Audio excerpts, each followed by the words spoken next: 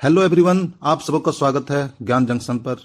मैं हूं दिलीप और आज हम लोग एक महत्वपूर्ण विषय पर चर्चा करने वाले हैं जो कि क्लास 10 के पॉलिटिकल साइंस का पहला अध्याय भी है, जिसका नाम है सत्ता की साझेदारी। यूं तो जब सत्ता की बात आती है तो हमारा भारतवर्ष कई सत्ताओं यानी कि शासन के विभिन्न रूपों और संरचनाओं को देखा है। इसकी गवाही पहली ज्ञात सभ्यता सिंधु घाटी की सभ्यता से लेकर आज के आजाद भारत तक देती है। सत्ता की साझेदारी ऐसी शासन व्यवस्था होती है जिसमें समाज के प्रत्येक समूह और समुदाय की निश्चित भागीदारी होती है और इसकी परिकल्पना संविधान निर्माताओं और संविधान सभा के सदस्यों ने भी की थी। अतः यह कहना अतिशयोक्ति नहीं होगी कि सत्ता की साझेदारी ही लोकतंत्र की आत्मा है, उसका मूल मंत्र है और एक स्वस्थ और मजबूत लोकतंत्र की बुनियाद भी है।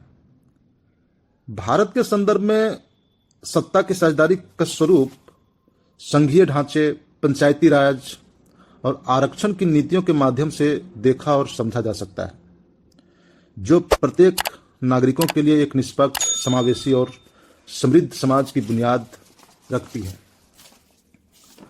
सत्ता की साझेदारी को सुनिश्चित करने के लिए अलग अलग तरीकों को अपनाया जाता है, जिसमें पहला तरीका है क्षैतिज वितरण। क्षैतिज वितरण से तात्पर्य यह है कि इसमें सत्ता और शक्तियों का बंटवारा विभिन्न सरकारी अंगों के बीच किया जाता है, जिसमें पहला अंग है विधायिका। विधायिका का मुख्य कार्य नागरिकों के लिए कानून बनाना और कानून में आवश्यक बदलाव करना होता है।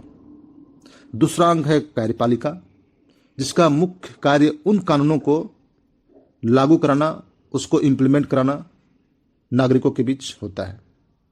तीसरा अंग है न्यायपालिका, जिसका मुख्य काम और टकराव की स्थिति में संविधान सम्मत फैसला देना होता है। अर्थात हम यह कह सकते हैं कि मुख्य कार्य इनका विवाद के मसलों को हल करना होता है। तो इन तीनों अंगों की व्यापक चर्चा हम लोग किसी और मंच पर, कभी किसी और अध्याय में करेंगे। फिलहाल हम लोग सत्ता के साझेदारी के दूसरे तरीके की बात करते हैं। पहला तरीका हमारा क्षैतिज वितरण था। दूसरा तरीका ऊर्ध्वाधर वितरण है। ऊर्ध्वाधर वितरण में क्या होता है कि इसमें सत्ता और शक्तियों का बंटवारा केंद्र, राज्य और स्थानीय सरकारों के बीच किया जाता है, जो भारत के संघीय व्यवस्था का सूचक है। तो इस तरह से हम लोगों ने सत्ता के साझेदारी के दो अलग अलग तरीकों को समझ लिया।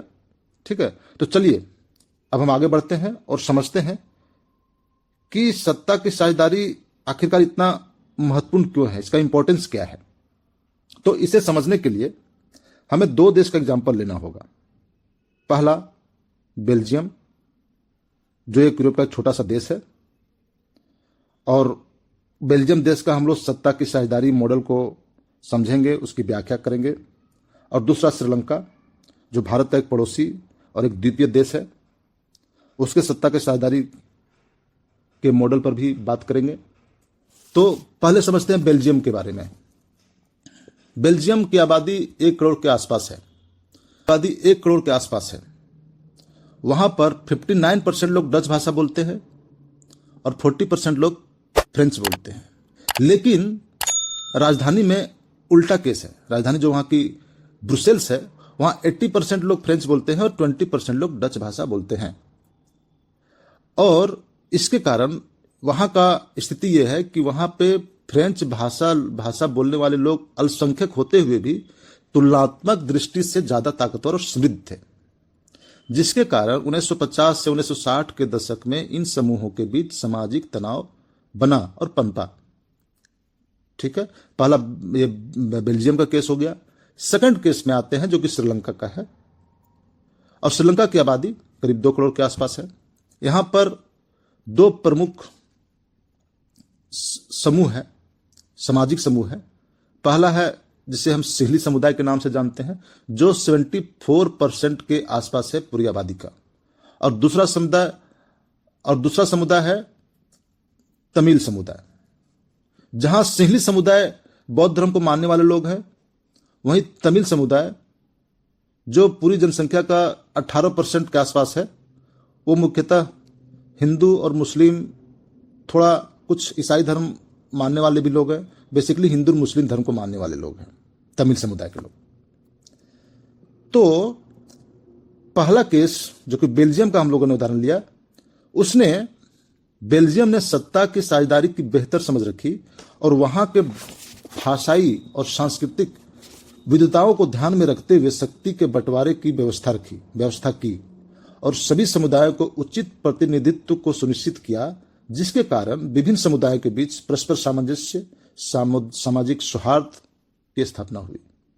लेकिन दूसरी तरफ श्रीलंका ने सत्ता के साझेदारी की जगह बहुसंख्यकवाद हमको यहां समझते चले कि बहुसंख्यकवाद वैसे वाद को कहते हैं, वैसे प्रक्रिया को कहते हैं जिसमें जिसकी जनसंख्या ज्यादा होती है उसके हितों की रक्षा की जाती है, उसके हितों के लिए बात किया जाता है, उसको बहुसंख्यकवाद कहते हैं। तो बहुसंख्यकवाद को अपनाया, जिसके कारण वहां के तमिल समुदाय जो कि संख्या में कम थे, अल्पसंख्यक थे, उन्हें उनकी उपेक्षा की गई, उनको उपेक्षित हुआ।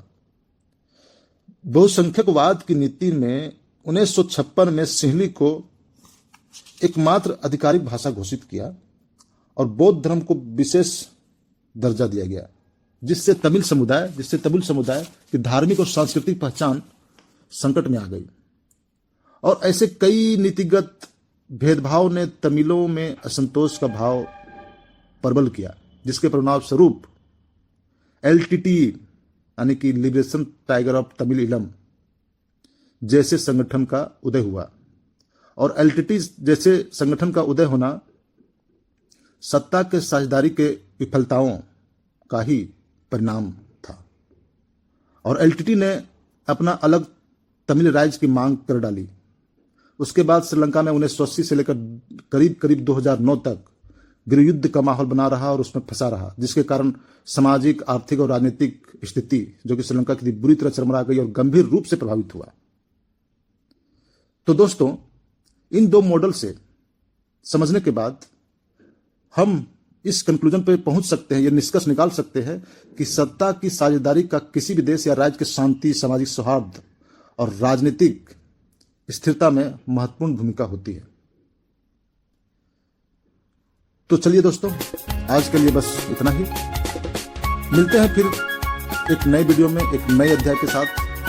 तब तक के लिए मस्त रहे, व्यस्त रहे। जय हिंद, जय भारत।